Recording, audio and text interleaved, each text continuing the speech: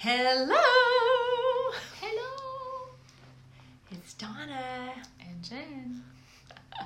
And today is Friday Fellowship. And so, let's see. We have been discussing things today, and we thought, you know what? This is pretty solid. And so, we talked about different surprises and different stories that we have between us on different things that have happened in our life and things we had to handle on the spot. Sometimes they were surprising, sometimes they were just, and sometimes that we got corrected in things, and sometimes we had to decide on something fast, and how we had to reroute what we thought to go to a different direction. So today we're just going to do stories and see what happens, because we're just going to rock out. So let's see. I'm going to start with one. I'm going to start with that one. Okay, because there aren't a lot of people here. I want to tell you something about years ago. I used to go to this place called the Palace. And I was underage when I went, and I apologize for that, but I was. And actually, little story. I started going when I was like 15, and they didn't card me till I was 18. So go figure. Anyway, one day I was in line to get in, because they look at you, make sure you are legal, and I'm standing in line to go through. And I'm talking to this person next to me. I'm just talking to them, and they are ignoring me like nobody's business. They're completely ignoring me. I'm like, what the hey? Now listen, this is way before I had much relationship with the one and only God, man. You know what I'm saying? Anyhow, so I'm looking at it, and I'm like, what, are you deaf? And the person next to them looked at me and said, why, as a matter of fact, they are. She is. I'm like, oh. So I just want to tell you. Oh. I was like, oh. So I had to immediately decide that I wasn't offended, because I was a jerk. And I had to immediately decide that all of a sudden the circumstance changed. And it wasn't what I thought it was at all. It was nothing like I thought it was. I had to change.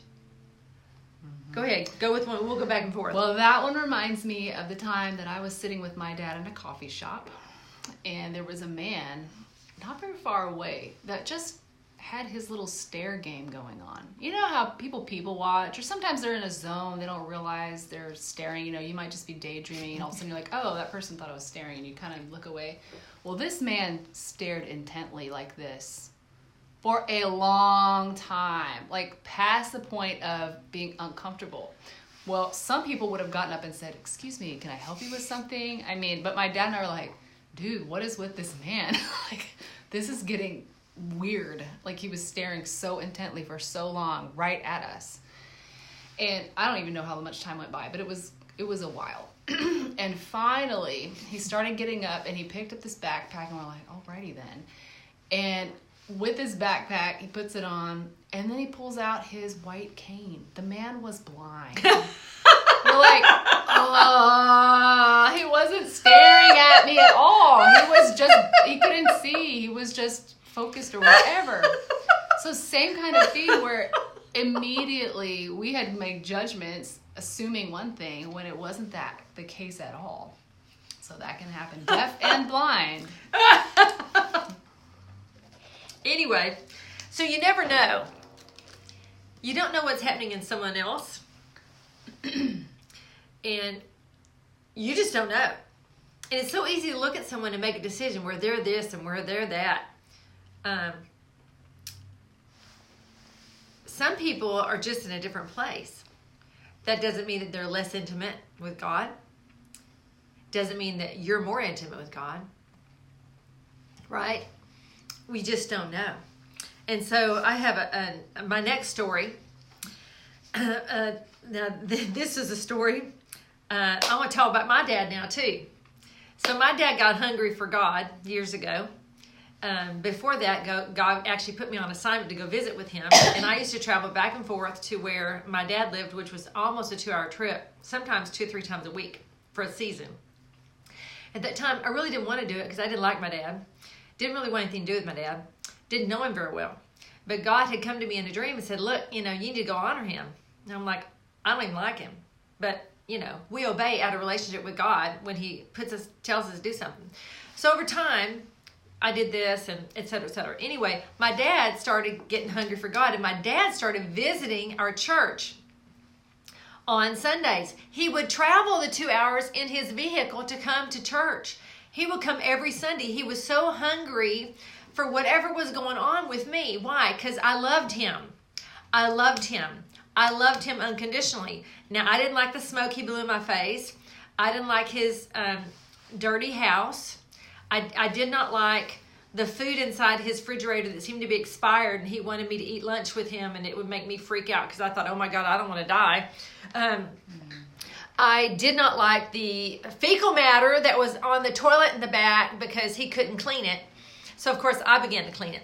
Anyway, that's beside the point. Point is, here we are going back and forth, back and forth, back and forth. And one Sunday, our pastor is talking about something in the political arena. Now, listen, I'm not turning this to a political thing. I'm just telling you, our pastor was talking about something in the political arena that day. And it kind of rubbed my daddy the wrong way. Now, look, my daddy was in his late 70s. Mid-late 70s at this time.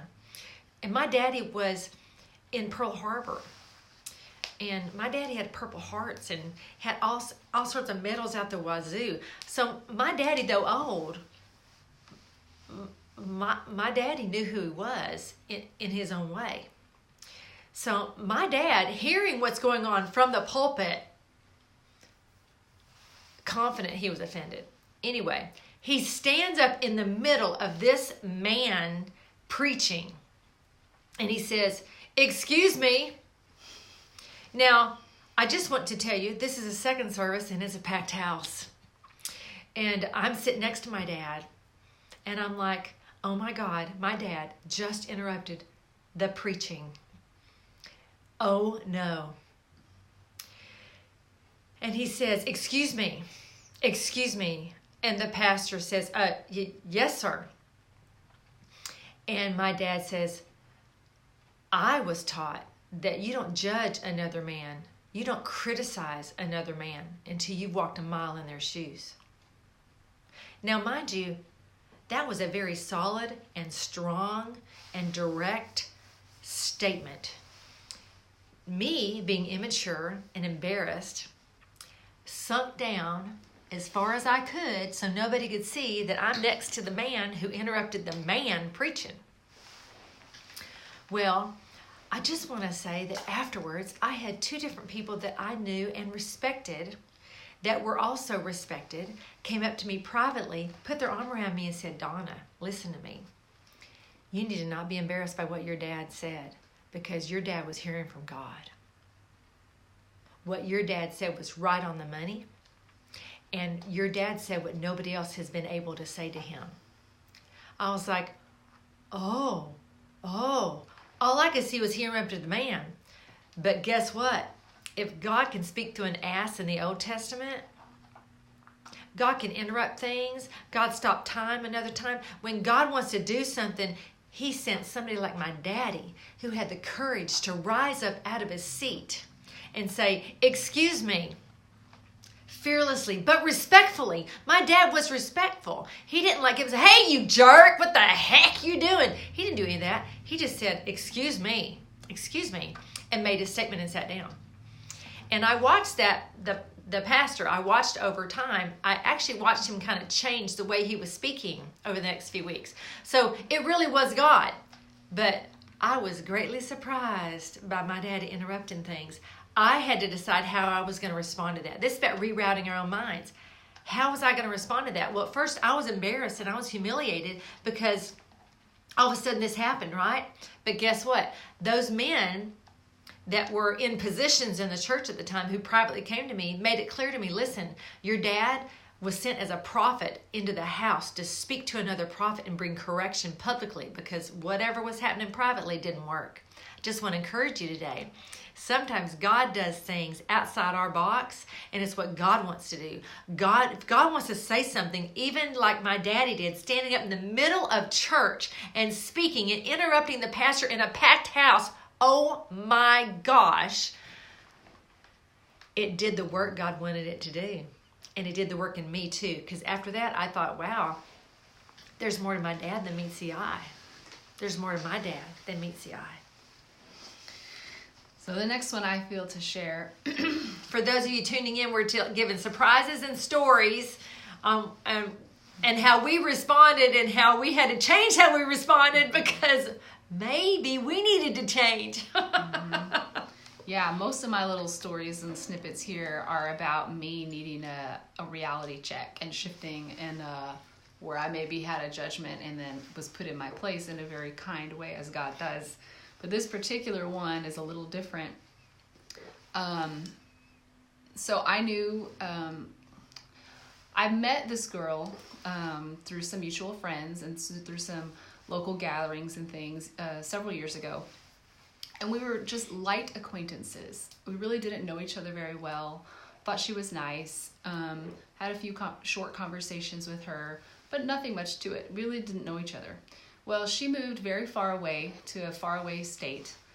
And we are connected on Facebook, but again, we hardly ever have exchange. I mean, if I see her name, it's a positive thing, but we really don't know each other very well. And so in January, my dad went to heaven, and it was interesting, eye-opening experience in a lot of ways. And it's interesting sometimes the what you think you expect from people or what you don't expect from people can sometimes be the opposite of what actually takes place. And sometimes you're on that side, and what people are expecting of you is not at all what you were going to bring to the table or not bring to the table. It's just interesting how those dynamics work. So, but there was a day when I was alone in the house. My dad had gone to heaven when we were out of town. I was with him through his final season on earth. I had come back home, and I was alone in the house one day, and I got this message from this girl that I barely know who lives far away now. And she said, I was in this store, and I kept hearing God say, you need to get this item for Jen. And she's like, well, first of all, I don't want to offend you. Is it okay if I even call you Jen? You know, I want to be honoring, like, because my name is Jennifer. Wow. And I thought, wow, like, she's really ultra respectful here. And I said, yes, of course you can call me Jen. Like, thank you for being honoring, but I go by Jen often.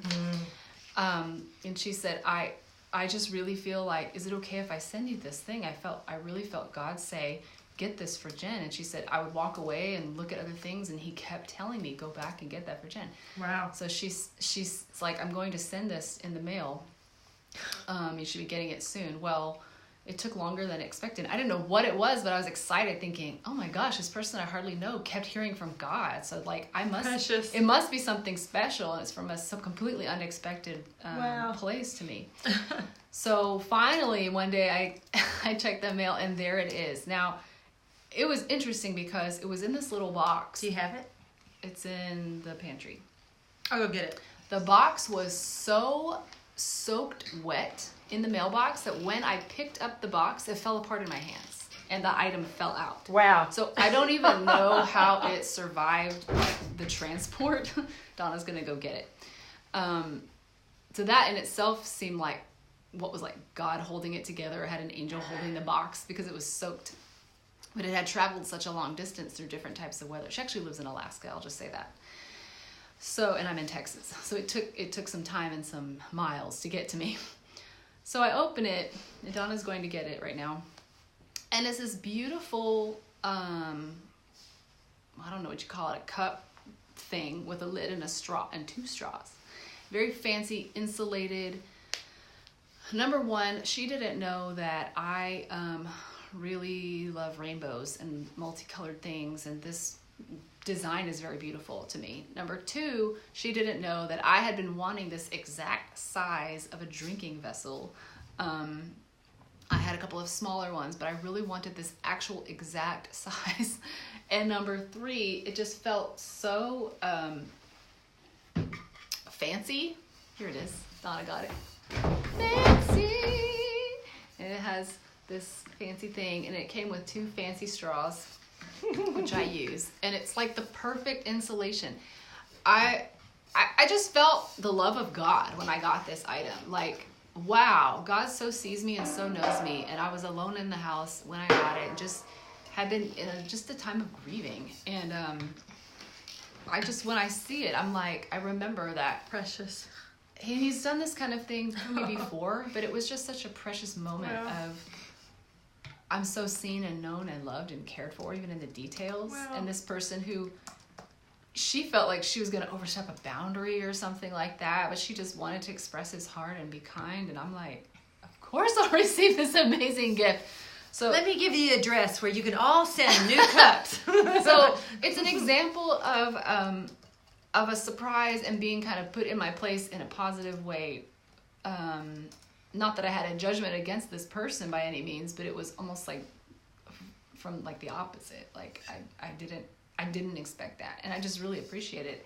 And she also sent me just really kind words in private messages about her prayers for me and for my family. And she was really watching things that I was sharing publicly, and I just really appreciated it. And it reminded me of times when I've gone on international trips for ministry purposes, and sometimes the people that I had shared the vision with, that I thought maybe would want to partner financially and see some things happen, didn't happen at all. But pretty much every time I've gone anywhere, money and prayers have come from places I completely would not have expected. People that I barely even know, or that just say, God keeps telling me this and that. I'm like, really? I don't even hardly know you. Or one time someone who doesn't even claim to know God gave me a big chunk of money saying, I just really feel compelled. I was like, okay then. So sometimes I think God does that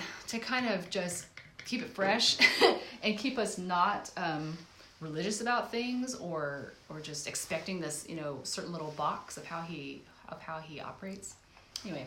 No, that's good. That's good. I'm gonna switch gears a little bit. There was another time when this is probably 22 years ago. I was in a situation and I was having a conversation with a pastor, and he was talking about his message that day, and he was using these words that I felt like I was gonna have to look up in the dictionary, and I'm pretty smart, I was smart then too.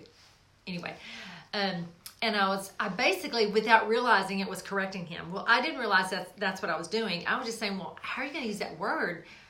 Couldn't you use a different word? And I don't remember why it was I was even involved in that conversation with him, but I was. And it was something that had to do with the youth. And this is what he did. I won't do that again. But he grabbed me by the shoulders in front of me like this and said, Donna, they can learn new words. And I was like, and my name is Pastor. Well, of course, his name was not Pastor, but you get my point. I didn't realize that what was happening at the time, 20-some years ago, that I was trying to tell the pastor what to do. Don't try to tell your pastor what to do, or the CEO of your company, or your employer, or, you can make suggestions. But don't be controlling and think you're all that in a bag of chips and you can just tell them whatever you want to do, because they paid a price to be the person in charge. You know what I'm saying? Anyway, or your parents. Or people that are around you that have earned where they are in life and have equity inside of them in where they're living. Be kind and listen. Anyway, so my bottom line is he corrected me very clearly. And I was like, yes, sir. Yes, sir. And I had to choose right that moment how I was going to respond to him correcting me. I had to choose. And I'm very thankful, because inside me I realized well, I want to learn, and I want to hear, and I want to understand. And of course they can learn. It tweaked me with regards to somebody learning something new. If you don't ever get exposed to new words, you won't ever learn a new word. You know? If you don't get challenged, and I used to lead this creative writing class, and there was some banned words, B-A-N-N-E-D, banned words, because of the protocol that was being used. And there were simple words that they banned so you could be more clear, but I banned additional words. Like you couldn't use the word red, and you couldn't use the word blue. You had to come up with words that expressed that so that you could see something different in your mind besides red or blue. So you had to use words like crimson or Navajo, or you had to... Yes, you had to use these different words. My point is, I needed to learn that we could learn. And if I had not allowed that correction to come, I don't know what would have happened to me in that relationship with that man, that pastor, or staying at that church. Because if I got offended, I'm like, what are you talking? I could have just walked out the door and gone somewhere else and taken all my issues with me. Hello, because the issue was not him. The issue was me. I encourage you to take a second look at yourself instead of somebody else when you have a problem or when you think they have a problem. We'll go back and forth. Go ahead. Okay, so speaking of potentially offendable moments in church settings, I have like at least 3 stories. Only 3? Well, that first came to mind. Wow. And who knows how many could come to my mind. But just jotting our first initial thoughts here. And for those of us who grow up in churchy world, you will relate. I didn't grow up in churchy world, so. Well, I was in and out of churchy world, but since I've been in churchy world, I've really been in churchy world and different types of churchy world. But anyway, so I was like, I don't even want to share this one, but I do feel like I'm to share this one. So I was in a place that was, the message that was preached was a pretty free message and pretty open to, God moving in different ways and things like that. But there was an atmosphere of restraint and a religious boundaries and things like that at the same time. So it was kind of a mix. So there was a little bit of a stiffness in the midst of, we believe in freedom. So there was a day when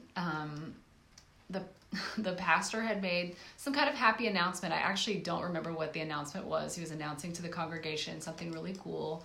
And we were like, yay, that's awesome. And then he at the end of it, he's like, hey, if anybody else has any good news, just come on up here. Well, he meant that rhetorically. He definitely did not mean, hey, random people, come up and take the mic. But I knew that because I knew him. Well, some people didn't know that because there was a family that had been coming for a short season at that point, and they were very not from churchy world at all. They were very almost extreme non-churchy, and I liked them a lot. They were very eclectic, artsy people, very authentic. Their language was very loose. Their clothing, dress was very interesting. In other words, they didn't know the proper protocol. Yeah, they weren't stiff. They weren't conformed to the image of the church yet. Woo! They weren't stiff at all. But they knew that they were encountering something, and it was life-giving, and it was powerful, and they could physically feel like a presence. And so they were just very curious and exploring and kind of finding themselves as a family, and what does this spiritual stuff even mean? They were really cool. People liked them, but we didn't know what to do with them because they were so not churchy stuff. They were so free. Yeah. So, but in this moment where he's like, hey, if anybody else has anything to, come on up, but and then he's, moving on, like he's going to continue with his message because obviously he didn't really mean for someone to come up. So one of the family members and her husband, they are like, well, we have some news, and they jump up and they go up to the front of the church, and I'm like, oh my gosh, he didn't really mean that, but that's amazing because she's so free. Well, meanwhile, to make matters more interesting, I'll say this: she was wearing jeans and a white tank top with nothing underneath. So she was free. She was very happy, very commando free, and excited about her news to share. So I'm like, wow, not only is someone about to go up there and really take the microphone, but also she is very interestingly clad right now. But so happy and so unaware of I'm breaking any kind of religious rule. So she takes the mic and she's like, we just found out we're going to be parents. And so it was just a mixed moment of like, that's so exciting. We're celebrating with you. But you could feel the air. It was like, oh my gosh, wow. We're still looking at you, and I don't know how I can handle this information. But it was still exciting. But it was like, oh my. And so that was one of those moments of like, kind of a surprise of what are you going to do with this and where are your thoughts going to go? Are you going to judge this person? Like, I can't believe she's wearing that. I can't believe she's interrupting the pastor. I can't believe that she just did that. I can't believe da-da-da. Or are you going to be like, well, cool. I'm so happy she has a life growing inside of her and that she wants to share it with us and that God brought their family here and we just want to love them, and like let God deal with whatever he needs to deal with in them and in us. So it was just one of those moments where we got to choose how to respond inwardly and outwardly. And it ended up being a beautiful thing. I didn't see anything weird happening externally. I'm not sure about what was going on internally. But they were just a precious family. That reminds me, this is on my list, but I don't know why we're doing the churchy thing. I got some non-churchy things too. But I remember a situation where when I was part of the praise team and leading worship and that kind of thing years ago, how I was on stage, and it was a stage up, so people, Anyway, someone innocently had on a skirt. It wasn't even a short skirt, but it was a skirt. And one of the people in the audience complained and said, we could see right up your skirt. So it was so distracting. So it was a woman complaining about this other woman and brought this major deal about immodesty with people on stage. Now, this was a very innocent person. It was modest. It wasn't tacky. It wasn't revealing. It was just one of those things. And it was so religious-minded, meaning, why are they doing that? It was judgy.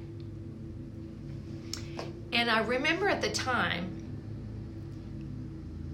I was still pretty new with walking out life with God and having this relationship and learning the church culture. I remember thinking, well, I've been getting to know that person. I knew that they weren't trying to flaunt anything, So I remember thinking, wow, they sure are being mean to her. And it really was a condemnation coming forth to them. Because then all of a sudden, now the church committee wants to let's have uniforms. Let's make sure no woman ever wears a skirt again. No dresses. We need to wear pants. All of a sudden, it turned into this thing to protect everybody. And it came to my mind when she was talking. What you going to do with that? You know what?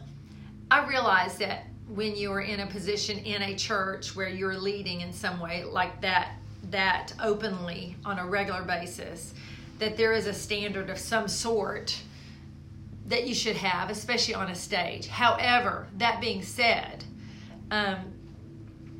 it was done in great innocence, and honestly, I just wanted to slap her, I thought, dang, that's just rude, crude, and country smelling. It was just unkind, And all of a sudden, that young woman became the talk of the town, basically, because she had a skirt on, because this other woman was just yakking about it.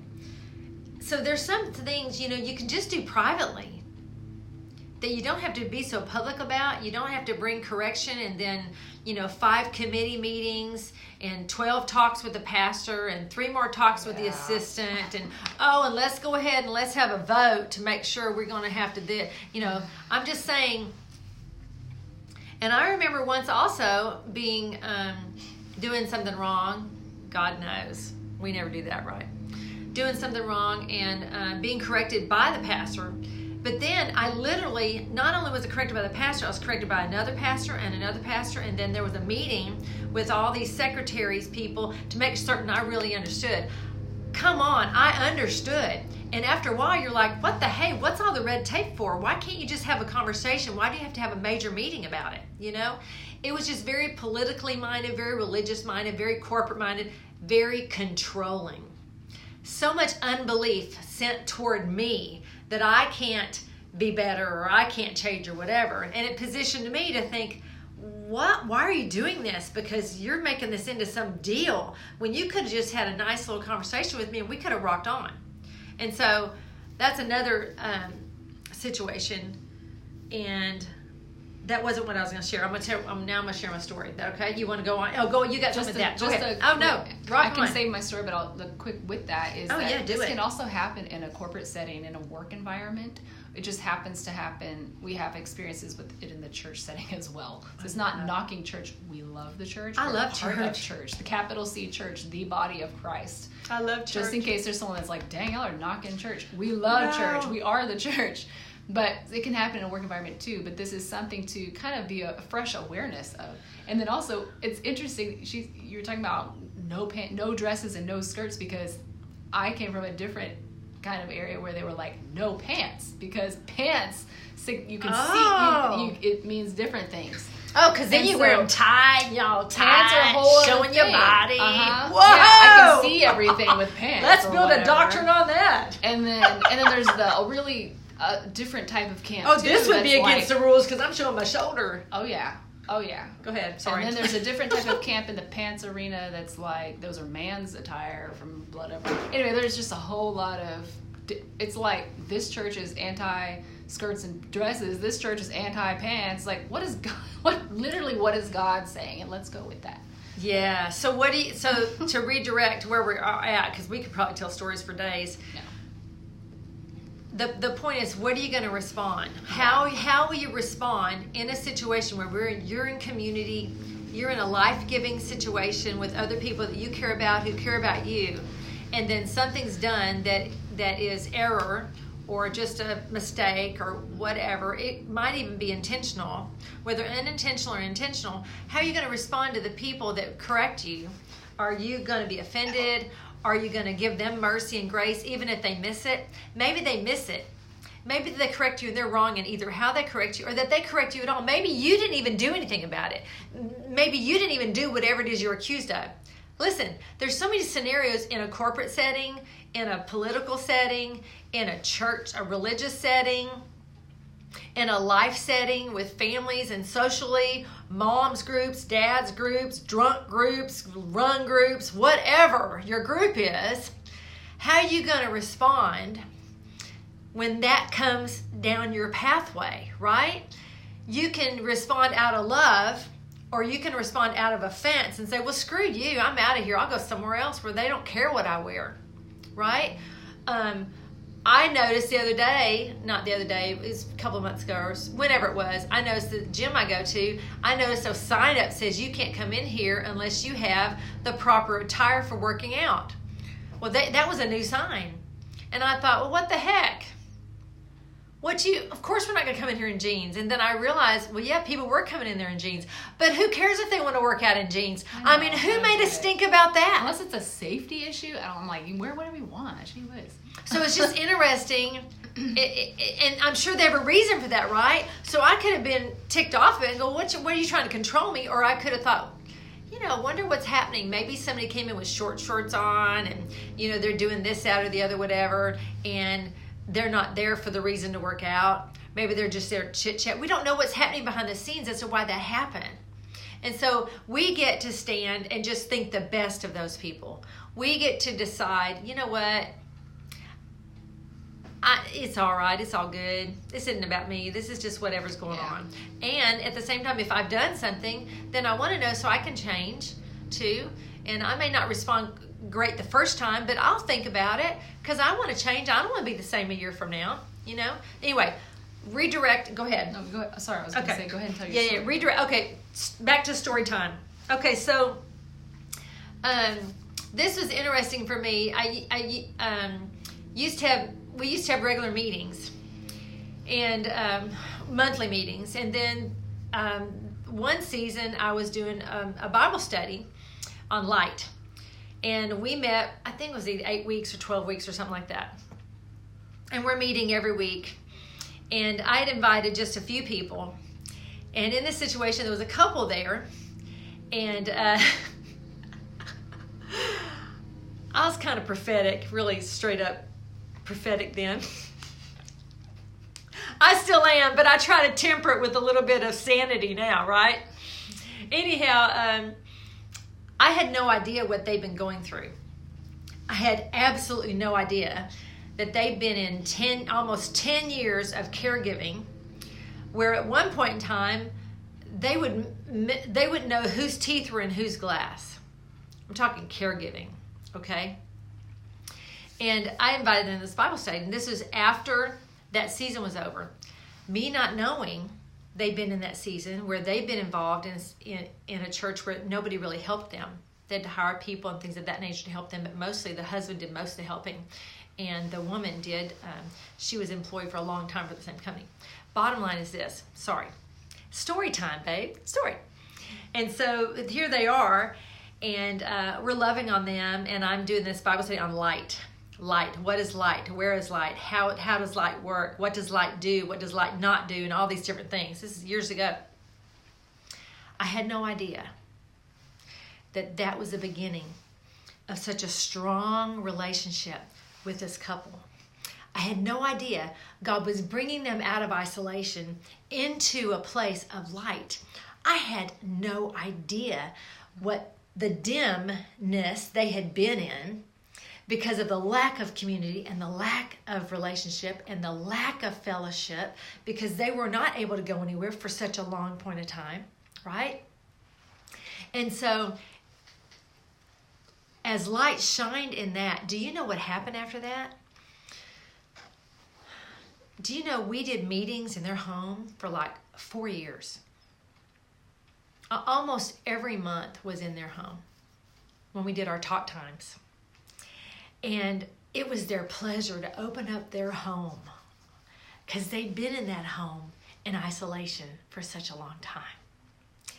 I didn't know the surprise that would come out from just this simple obedience of having a little Bible study that I had hesitated on, mind you, so long ago. I had so hesitated on having this, who would come and is anybody going to want to come? And, you know, all those things we go through early on, right?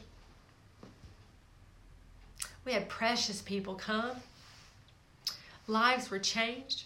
Lives were impacted in a positive and strong way.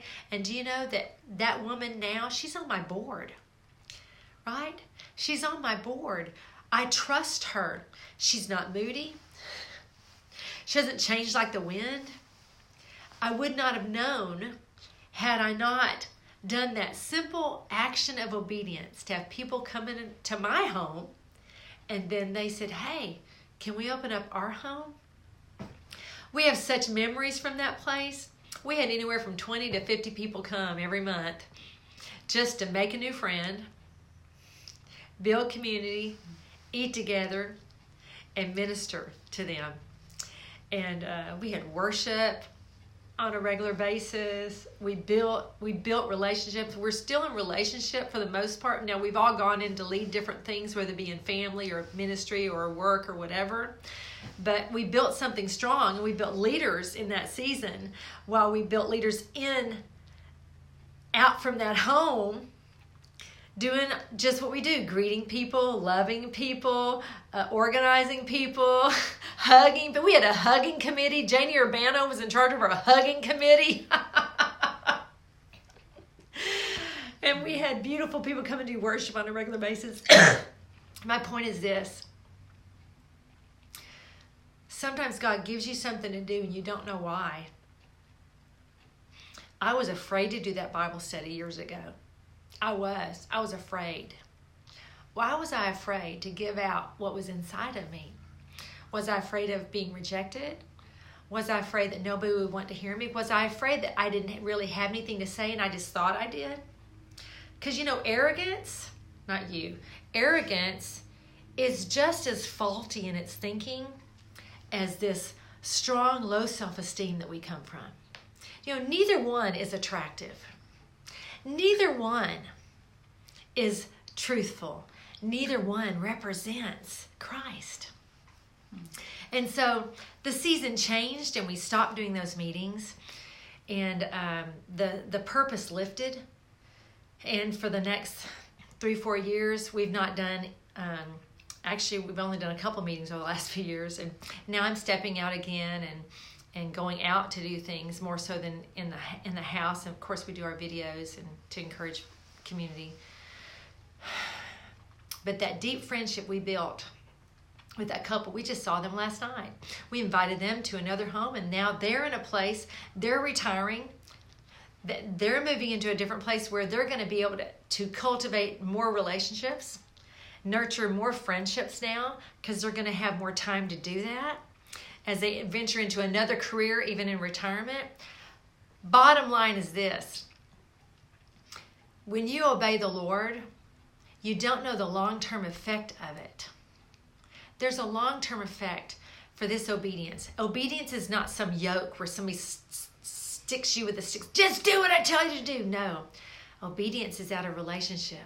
God, I'm gonna do this with you, because you've got something going on with me, and you got something going on out here, and I'm gonna flow with you because you've got goodness in the land where I'm living that you want to impart to others, and then they're going to have love inside of them to impart to others, and so on and so on and so on. I was surprised by what happened. It started with one thing, and it's ended up with a lifelong relationship, and then they've come to the next church we went to, and we're all building kingdom together. It's beautiful. Awesome. The next story I sensed to talk about kind of flows with that, about making a choice for community and God surprising us sometimes with how that can look or how it can start.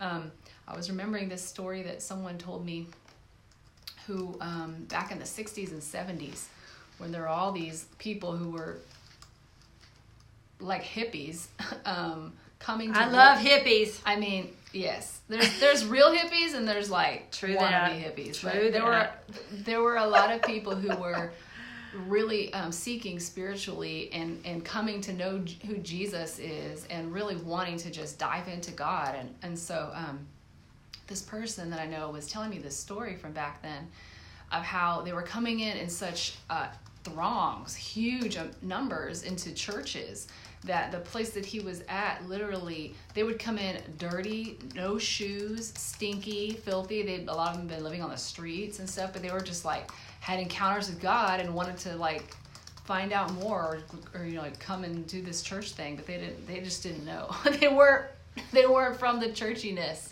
like we were talking about earlier.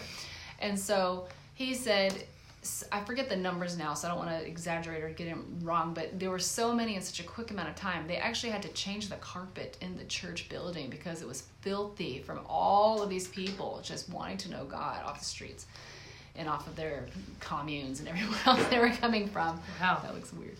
And they had a choice, though. The church people had a choice. Do we get offended? Like, you're ruining our nice carpet.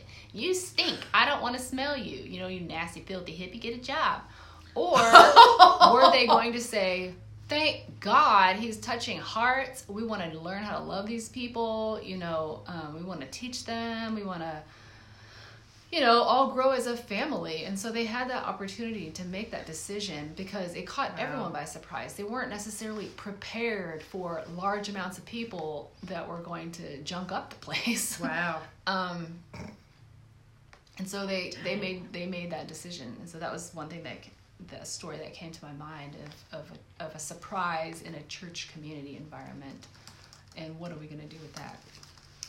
I can tell another one, or if you're ready to tell another one. Go ahead. And speaking of the unchurched and potentially offending situations, I was at a church where this friend of mine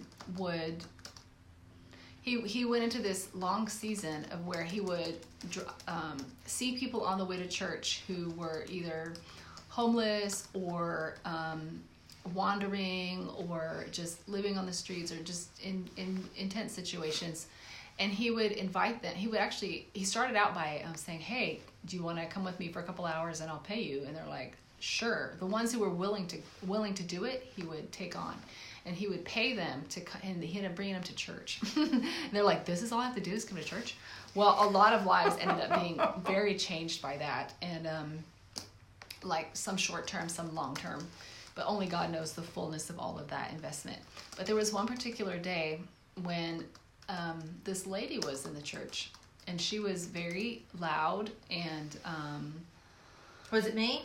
No. She was very loud. She was, had comments on things and just a little brash. She was not refined.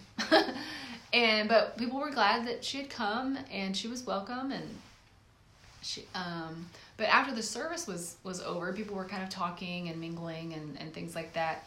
I had noticed, I was on one side of the room, and I noticed that some of the people I know were praying for her on the other side of the room. I was like, awesome, that's great, she's getting loved on.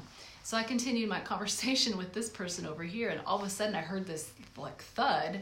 So I look over, and the lady had basically fallen.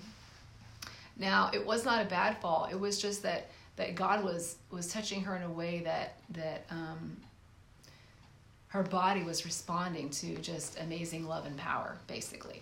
I'll just leave it at that for now. So anyway, she had apparently never experienced such a thing, because she very loudly, and I won't say the profanity that she was using, but she was like, what was that? Peter cussed. But from a good place, like, whoa. And what the hey? Yeah, she was, yes. And so she was not using churchy religious lingo whatsoever, but she was having an authentic experience. So she wasn't cultured in church protocol. Right. Wow. So again, it was one of those moments where there was a choice to make. And I remember feeling so shocked and looking around like, what are people going to do? But at the same time, I was like, you go, because she was real. Wow. And I like real, and I liked it no matter how it could have gotten messy or whatever. I thought that's legit, and that's amazing to me. So I think we always have those moments. And, speaking of that, with me, because we can have extremes. With me, I've been more apt to judge the religious, stiff person than I have the so-called free-looking person. Wow. It is just as not okay. It is just as not okay for me to, if someone had, treated her in a way I didn't appreciate, if I had been like, well, and gotten judgy toward that person, that would have been just as bad. So I'm not saying one thing or another. It's our heart's response in the whole mix of everyone. We're to love everyone. Okay. Wow. I know. Listen. Yeah. Okay. Speaking of love, for those of you who decide to stay or go or whatever, let's talk about love for a minute. What is love? Love looks different all the time, doesn't it? Love can be weeping with someone who weeps. It can be laughing with someone who laughs. It can be hugging someone who doesn't get hugged, visiting someone who doesn't get visited. It can be, wow. So I have a story come to mind. I had not written this down. This is probably should be reserved for a talk all by itself. But I hear it, so I'm going to talk about it now. Wow. Dang, I don't know. Okay, so real life, right? Real life.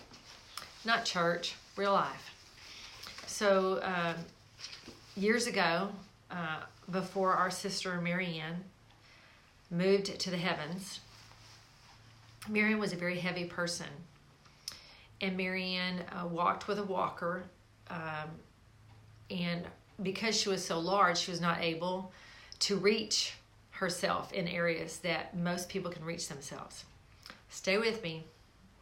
Don't leave me yet. And one day I was with her, and she needed help. Now, I had not done this kind of thing before. Listen, I'm the Aunt Donna who doesn't change the diapers. I'm just telling you. I'm Grandma D who hasn't yet. Now, it doesn't mean I won't. It just means I haven't so far. But God gets us one way or another, doesn't he? He's so smart. And so I got to wipe my sister's behind. And when I wiped her behind, it was stinketh. And it was gross. I'm just telling you. It was stinky and it was gross. And I remember God saying to me, impressing me whatever you want to think. Saying, really? How do you think she feels? She's humiliated right now. She would much rather do it on her own. And the understanding, first of all, listen, the understanding of this relationship I have with this God who gave me the privilege, the honor of wiping my sister's behind. It was quite something for me. Listen, that's church. That is God's love. And I did it pretty often in different scenarios and situations, and it prepared me for other people I know who has needed that same thing. My point is this, that was love for that person. That was love for my sister. And it wasn't gross. It really wasn't. I mean, it's grab some gloves and rock on, you know? It just wasn't that gross. It wasn't what I thought, right? And it was just about perspective. It was about perspective. What are you doing, and where are you, and why are you doing it, and how are you doing it? Because God's loving through you. And it was quite troubling, some of the seasons that we went through where she would be in different facilities because her needs were so great, and I wasn't able to meet her needs the way they needed to be met in other areas besides that. And I didn't like the way they washed her. I didn't like the way they wiped her. It was just duty for them. It wasn't love. It was just duty. And it wasn't always out of kindness. So I just want to encourage you in this little snippet. We'll switch from this to something a little bit more pleasant for you. But that was where God had me. That was love for me to flow through me. You know, and I didn't know how to do it. I didn't know what to do with that. Maybe you have someone you're caring for that you need to love that way. Or maybe you have a child you're caring for. I know people that have adult children that are in situations where they have to be cared for in that way. And you can either A, look at that person as if they have no value, no worth, because they need help, or you can look at the fact that God's given you the honor and the privilege to help that person who has so much value and so much worth that you get to be the one to show them value and worth. Perspective is everything. Everything. You have anything? That's beautiful. Yes. The final story that I wrote that came to my mind to share is about everyday life. Yeah. The everyday life experiences. We're talking about church situations or intense, different situations, work situations. But just in our everyday encounters with people, you know, at the grocery store, in line, at somewhere, you know, someone today is going to the Social Security office, like just wherever we are mowing our grass, someone walking down the street. There are all these opportunities every day that we have and that people have with us. And God can just surprise us with something. He's not mean, and God does not tease us. God does not play games with us, and God doesn't dangle things in front of us or mock us or anything like that. And he doesn't scorn and punish us, but he does allow things to come across our path so that we have that an understanding of our own heart. Reminds me of, this is not where I was going to go, but when after Adam and Eve ate the fruit that they were not to eat because it was going to bring death on them. And God said, "Where are you, Adam?" Because they always walked together in the cool of the day. God was well aware of where Adam was in his state. But when he said that, it was for Adam's sake to recognize what had happened. It wasn't just like, I'm hiding from God physically. It was for his own awareness and his own understanding. And so these moments are kind of like a little wake-up call or a little nudge. Like, hey, remember? And we get to choose our alignment with our thoughts and our heart. That's how I see it. It's not like he's saying, you're a judgy person. I'm going to put these opportunities in your path so you'll see that you're not a nice person or whatever. That's not his heart at all. It's always to say, hey, I'm inviting you into something more, into something better, into something greater. You get to choose if you'd like to go further in love. And I'm asking someone else if they want to choose to go further in love toward you. And that's actually what brings real unity. But I was in a drive-through one time. I was in a season, to be very honest, where I had almost nothing, and even food. I mean, it was very slim pickings, and I was on my way somewhere. I don't remember where I was going, but I was kind of in a hurry. I was running a little late, and I was hungry, and I had just enough where I was actually going to be able to get like this breakfast sandwich that I was really excited about. I hadn't had one in a very long time. And I was sitting in this drive-through. Well, the person in front of me took forever. Like a really long time. And, it's probably not anyone's favorite to wait a long time in a line, but some people, it's not as big of a deal as other days, or, some people it's like never the right day for that. But some people are okay with it sometimes, like, yeah, it's okay, I'm all right. Well, this was one of those days where I was just not in the mood. And I could see like something was going on, like the worker was coming back to the window and then would leave and come back to the window. I'm like, what the heck is going on? Was the order wrong, or are they ordering for an army? And I just found myself in this cranky place, just really cranky, kind of building a case against this person in front of me and what the heck could be going on? They're taking so long. So finally they drive away, and I'm like, finally, I'm starving. I finally have enough money for just a sandwich. I got to go where I'm going.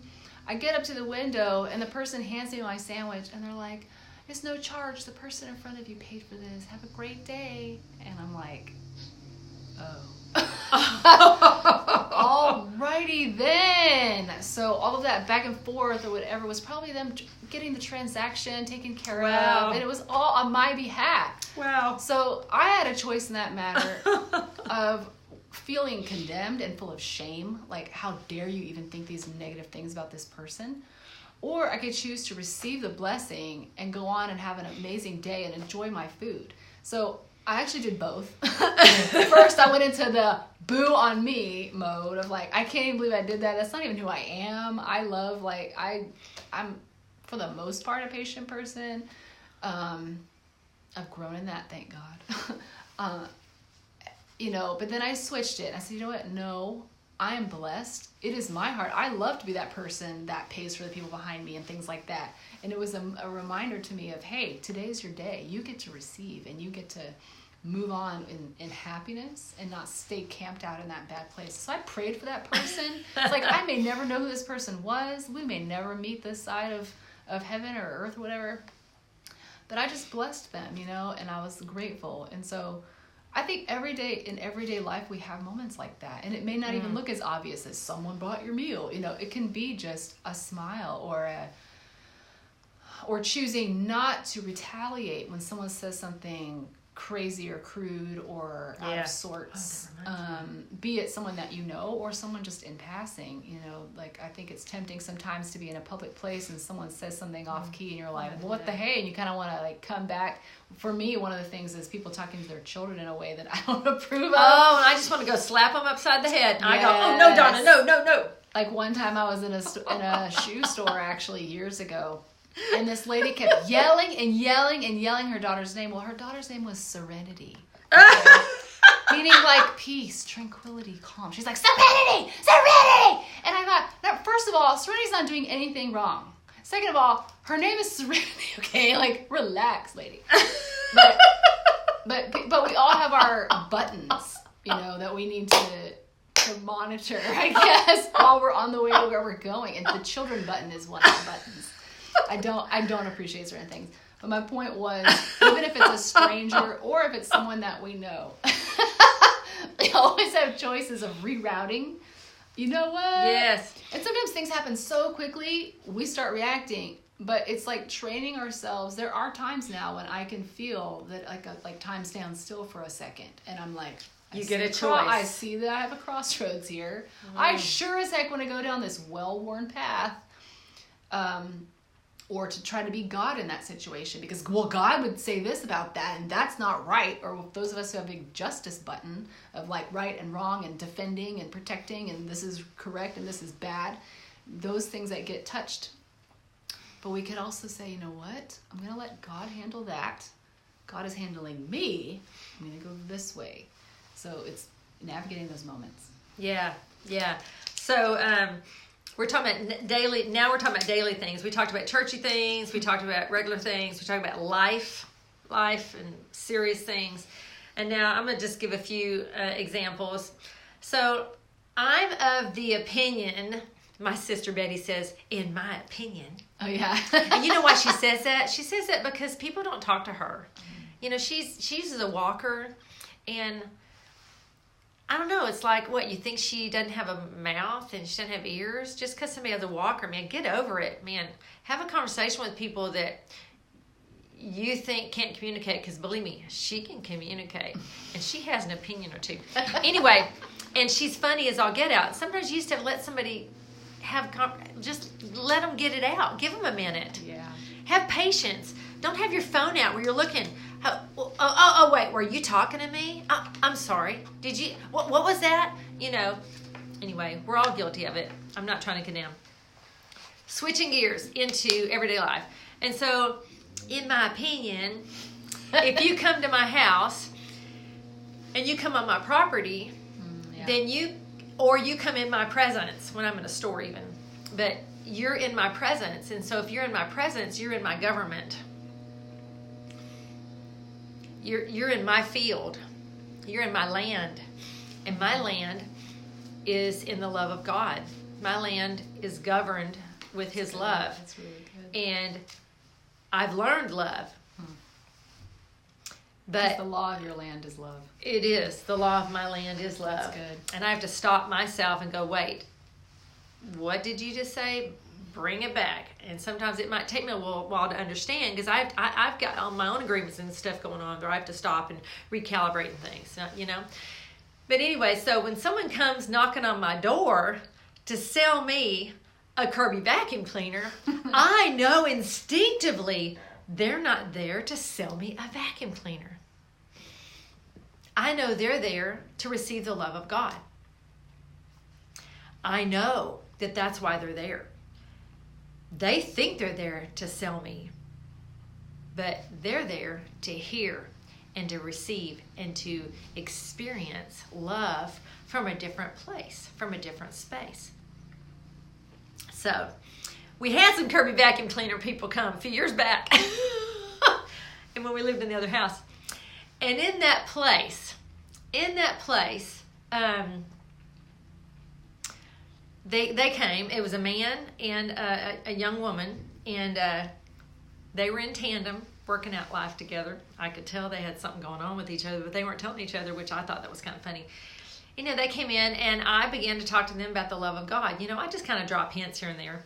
Anyway, bottom line, cutting through everything, is I led both of them into a real relationship with Father, Son, and Holy Spirit. They didn't know you could actually have a real relationship. They knew the religion. They thought God was real, but they didn't know how they heard. They didn't even know that they heard from God. And I got to really share with them, well, of course you heard from God. You're here in my house. right? Well, who do you think led you here? Okay? And so, got to love on them, give them examples on how God speaks, so they could leave empowered, knowing how God speaks to them, so they could respond back to him in the future. So that's one situation. And yes, we bought a Kirby vacuum cleaner, so they got blessed too. Okay, second example. I've been in line at stores at the H-E-B or the Walmart or the Walgreens or the CVS or the Sprouts or the Costco or what have you. And I really can't tell you how many people I've led into a real relationship with God. You know, I've lost track. And it's, you know, it's like my 3-minute spiel, but it's enough for them to say, oh, I didn't know it worked like that. Didn't know it was that easy. Yes. I had a situation the other day in a retail shop, I won't say which one, that it represented, didn't know it was owned by Christians, so that was interesting, had no idea. And there was a young person there waiting on me, and I had that little nudge from God. And I was like, So anyway, it took about 3 minutes for me to lead her into a relationship with God. Now, she came from a Catholic background, so she had a religious relationship. She didn't really have a personal relationship, and she didn't know she even heard from God. She didn't know that Father, Son, and Holy Spirit, all three lived inside of her. She had no clue what the Godhead was. I know we call them the Trinity, but I don't ever see Trinity in the Bible. It really says Godhead. You know, the Father, Son, and Holy Spirit, the Godhead, the three in one, the three living inside the one. She had no idea. And she had no idea that that's who talked to her. She had no idea that she had this thing going on with them, because they had a thing going on with her, but she wasn't responding back. She didn't know how to respond back because she didn't know it was happening. It's like somebody's talking to you, but you don't know they're talking to you. But there they are talking to you, but you don't know. You don't know they're talking to you. To you. And I'm telling you, she looked at me, she goes, well, I didn't know it was that easy. I'm like, well, sure, God doesn't make relationship with us complicated. He's too real for that. He's not religious. He's relational. He loves you, and he wants you to know that he loves you, and he wants you to know how that love can be in you and flow from you. It's all about the love, baby. And I figure Holy Spirit will teach her all the other stuff. She just needed a beginning. Why? Because I was inside of her store, but because she was in my atmosphere, in my personal opinion, that meant I had the righteous permission to lead her into relationship with the one who created her, right? So also, we had a man come to our house a few months ago, and he wanted to sell us a pesticide contract. Well, bless his precious heart, he got more than that. And so we prayed for him and loved on him, delivered a few words to him, and, you know, he left going, what the hey? He left wanting to go back to church. He left wanting to go back to church. I've been thinking about going back to church. And then we gave him the little things to think about while he's at that church, so he understands whether he should even be at that church or not, because he wasn't really at a church that I would say is a real church. Anyway, so he got some instruction and went along the way. Why? Because he came on my property. He came on my property. Now, that's not me being controlling. That's me knowing who I am, whose I am, and what I am supposed to be doing in the context of the kingdom that God's given me. In the kingdom God's given me. And the kingdom is all the time, 24/7. You don't take a break and say, okay, well, I'm going on vacation from the kingdom. I'm going to go, you know, hang out on the beach for 7 days and drink margaritas and just, whoa. No. If you're going to go hang out on the beach for 7 days and drink margaritas, you might keep in mind the people around you that might want one of your margaritas, that might want to be loved on and told about Jesus. Listen, he's with you wherever you go. Father, Son, and Holy Ghost. Don't know what to do now, do you? No, I'm just thinking. I was just listening. Is there any other story that you're going to bring to my mind right now? It's not a story, but it's just a picture of, I was thinking of all the times where I've been with someone in a vehicle where suddenly something broke down. And oh, wow. I think those can be those suddenlies where we're like, ah, not again, or I don't have time for this, or I don't have the funds for this, or I was going somewhere, and who wants to deal with car issues ever, pretty much, unless you just love being a mechanic or something. And so sometimes that can happen mentally or emotionally. We're just cruising along, and all of a sudden there's like something happens, and sometimes it looks negative, and like, I don't have time for this, I don't want to deal with this, I don't have anything to give in this moment that is worth giving or is in a positive way, or something like that. Perspective really is important, and I know this has happened to me a lot. I've had to do a lot of, and I'm still working on it, I had to do a lot of rerouting my thought life and not feeling ambushed with certain things. And I didn't know that I would have called it that until not that long ago, but that is how I felt like things were happening to me sometimes. And there are certain patterns or certain topics where I would feel like every time this and ambush, and it was like these bad surprises. But then not everything in life is like that. So if you feel like that's your pattern, or you only get some bad surprises, or every time things seem like they're going good, or we have a video called "Give Up the Boom," or that things are finally normal, then ambush, bad surprise again. That's really not the heart of God, and there's more going on than just that seemingly bad moment. Yeah. So even when I've been in situations, literally speaking of the car, where I've had to take it somewhere or be with someone. We had to connect with a mechanic or someone, and we literally had what we would call a literal divine appointment. Like, God connected these people to us for specific intentional conversation about life, about hearts. I've been in a situation where I literally prayed with the man that he needed a lot of encouragement that I didn't even know. I just really felt impressed from God for some things, and he was very touched, and then he ended up blessing me in some ways too. It was this exchange. So even in those moments that feel like a negative surprise or something like that, where we're still learning that we have choices, or there's something bigger going on, or Donna always says like, God's so smart, and like because he is, and he always does lots of things at the same time. The more we clue into that, or just stick our antenna in the air, like, okay, this looks like this, but beep, beep, beep, beep. What else is happening here? What can I actually agree with? Where does my mind need to go? And see where his wind is blowing. That's really helpful. So whoever that applies to, just take that too and chew on that. Yeah. Well, today's Friday Fellowship was about rerouting the mind when you get surprised or you have real life happen, or you have situations that come forth, whether it be in the corporate arena, the church arena, the political arena, your social arena, your mom's group, your dad's group, your drunk group, your whatever group, whatever you're involved in, any kind of community. How are you going to respond to people? How are you going to love them? How are you going to be loved? And maybe you don't have the love of God yet living inside you that you know of, and you don't even know what to do. Maybe you just immediately get offended and want to just tell people to screw off. You know, there's a place inside where if you could take a breath and consider, okay, what is happening right now? Instead of immediately making your initial immediacy, what are you doing to me? Right? If we could learn to not take it personal immediately, and that's hard because it is a programmed response to think whatever you're saying has to do with me. Whatever you're doing, it must be against me.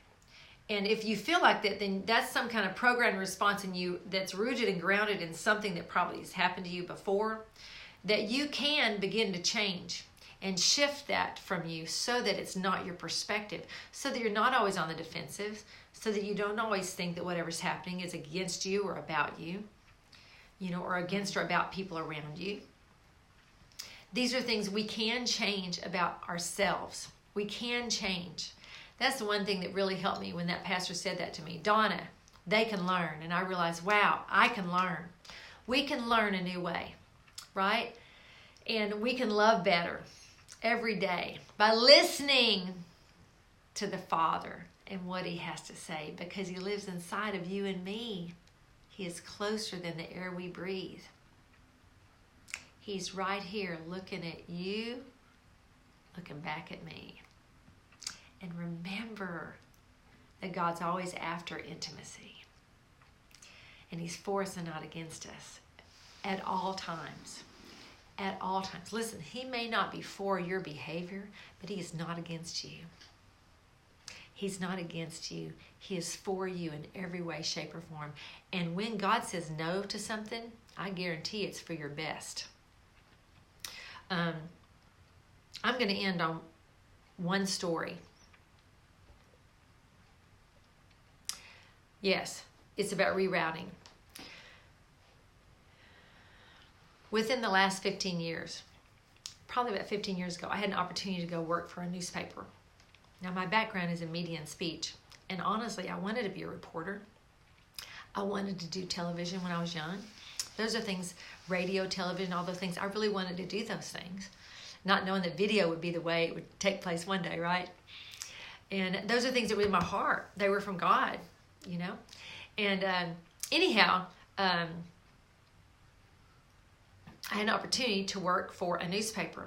I did a story for them. They even printed it. And they were hiring me. And we all really felt like that was going to be my job. It was my job. And we were excited. It was going to pay well. And it was going to add income to us here. And this is when I was married to Craig. And I took a test, some little 3, 4, 5 little statement test.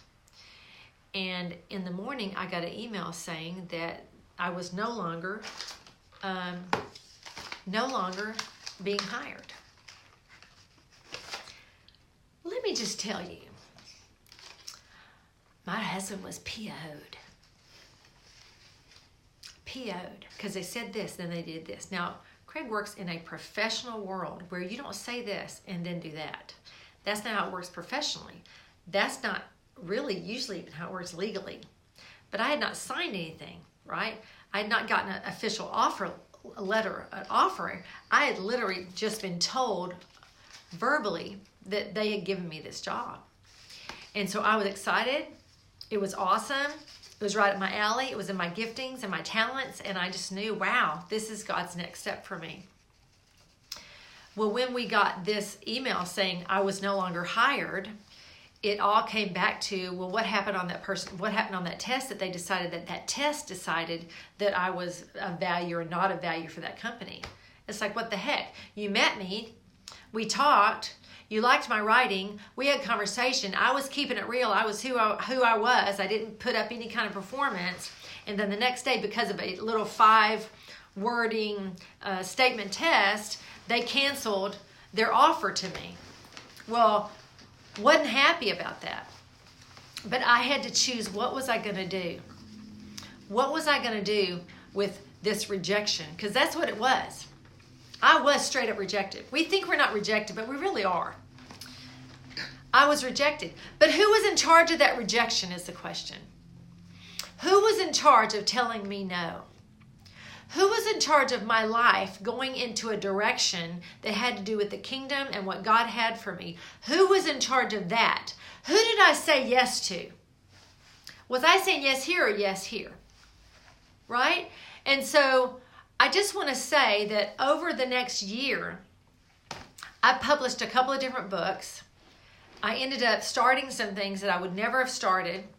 That opportunity that I so felt was from God for me, that we as community thought it was so God for me, and right up my alley and all my giftings, all these things, it would have sucked me dry.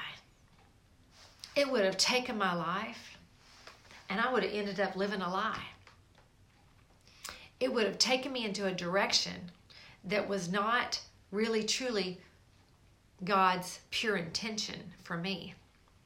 Yes, it was my giftings. Yes, it was my skills. Yes, it was my talent. And yes, it was even in the area of writing. But it wasn't God's intention for me. It was just one of those opportunities that came that looked like it would work. I had to choose to take man's rejection and remember that it was God's protection. that it was God's protection. And then as I walked it out, I look back now and go, wow, God, thank you for protecting me. Because that man, he would have destroyed me. My heart was very tender. I was very new in really understanding, relating to God. He did not have a strong relationship with God, even though he said he did. I look back now and realize he did not. He would not have protected me. He would have thrown me to the wolves, and I would have ended up being hurt and bruised and really probably devastated and destroyed by an employer that would not have had God's intention for me, but his own intention. So I want to bless you today and remind you that when you think you're rejected, it could be that God is protecting you and that he has an intention for you. So take that no from man, bring it before God and say, God, I know that you have something. You have something, because nobody's in charge of my life but you. And I've given my life over to this co-crucifixion, this co-burial, this co-resurrection. I live here with Father, Son, and Holy Spirit. You live inside of me. So this no that's coming to me, this isn't about me. This is about you protecting me and positioning me for something you have in mind from your intention. Listen, feel blissed and feel blessed that God's got something going on for you today. Sometimes he has a timing in something that is different than your timing. Sometimes he has somebody that's coming along the pipeline for you to encourage you, to strengthen you, or someone you're supposed to encourage and strengthen. Or he has finances, a different pathway for you than the way you're clinging to or the way you think it's going to come. Don't shut doors that God has open, but then don't keep doors open that God wants to close either. Because his no is protection. It's protection. Listen, I bless you today. Today was a long talk. It's a 2-hour talk. I say get some popcorn, invite some friends, and just enjoy the movie because we put it on today. And let yourself remember that you can change how you think when things come your way that aren't always your favorite, or you react in a way that isn't God's favorite, that you can have a change of mind, and God will help you along the way because he's the smartest person we know, and he loves us, and he's all in. He's all in. Anyway, we come on Fridays, Friday Fellowship, usually around 10 o'clock, and we bring a subject each week. And if you're interested in this kind of thing, just if you're still on, just put down below, hey, I'm interested. And then we can send you information on it. I bless y'all today. This is Donna. And Jen. Woo! Friday Fellowship. Until soon. Bye.